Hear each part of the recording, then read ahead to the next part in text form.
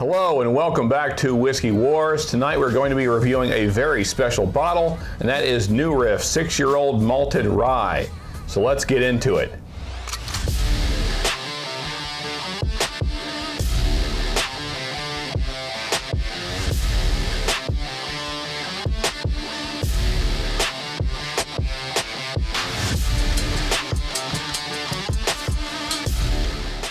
So here is our bottle for this evening, and I actually had a completely different review planned for this week, but I just stumbled across this over the weekend and I was very happy to pick one up. I didn't think I'd ever seen one in the wild, so finding this was quite a find.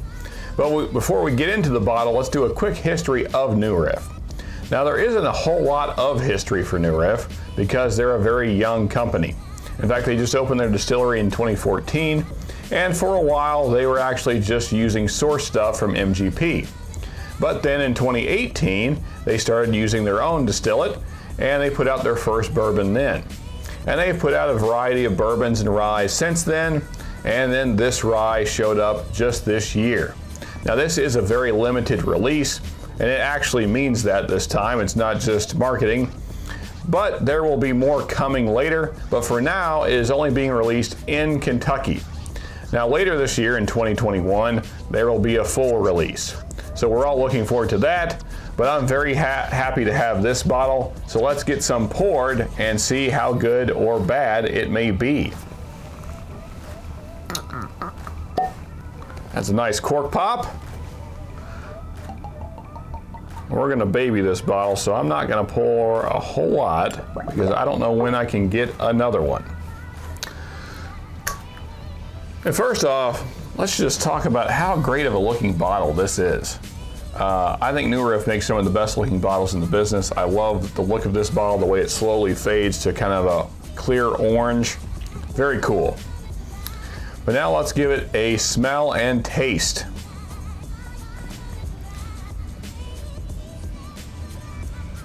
Man, that is really nice. Kind of reminiscent of maybe like Antique 107, or almost like a single barrel kind of nose, like a very malty, butterscotch, caramel, brown sugar kind of nose. Just smells really rich, way richer than 100 proof normally does. Yeah, so definitely rich caramel, butterscotch, some brown sugar in there, hints of cinnamon, maybe just a white cherry. I want to say almost like pomegranate. What's interesting is that you're hardly getting any of the typical rye notes, not getting any kind of mint in there. You're not really smelling the rye at all, like there's no rye bread kind of smell. Very much more like a bourbon nose. But I mean, really just strong, prominent nose. You don't have to search for it. It just hits you right in the face. Well, they are now finally getting just kind of like a really nice, just fresh out of the oven, like toasted artisan bread.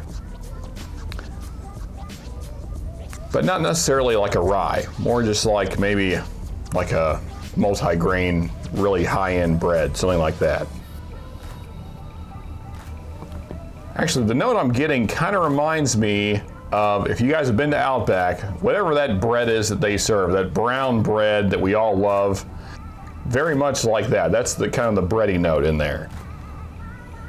So imagine that covered with some caramel, brown sugar, hints of cinnamon, maybe a little vanilla.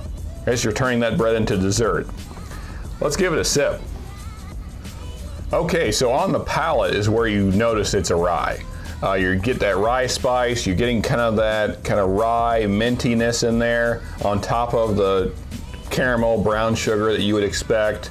There is definitely some cinnamon in there as well. Yeah, and you're definitely getting like a strong rye bread note. It's really nice. Let's go in for a second sip here. So this was the first pour out of this bottle, and now just in that little bit of time of it opening up, I'm starting to get some new notes coming out. This time I got almost like a strawberry filled donut. or maybe like a caramel donut that's filled with strawberry filling.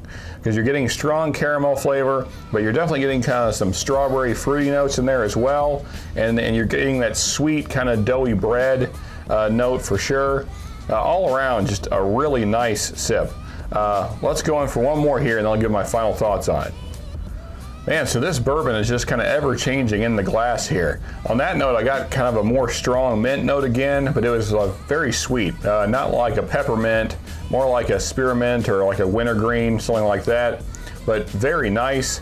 And then you're still getting the rich caramel, brown sugars, the little hints of cinnamon, kind of a strawberry fruity note in there as well, and then kind of that sweet bread note.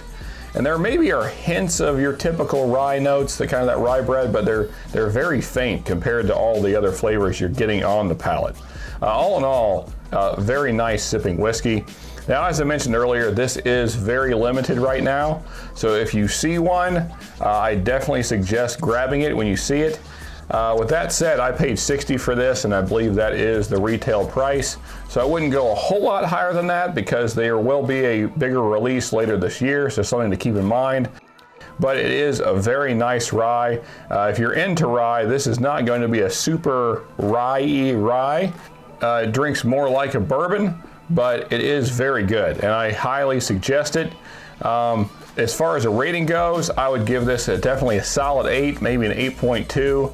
It's a really, really nice rye, especially for the money for 60 bucks. I cannot suggest it highly enough. So if you see it, buy one.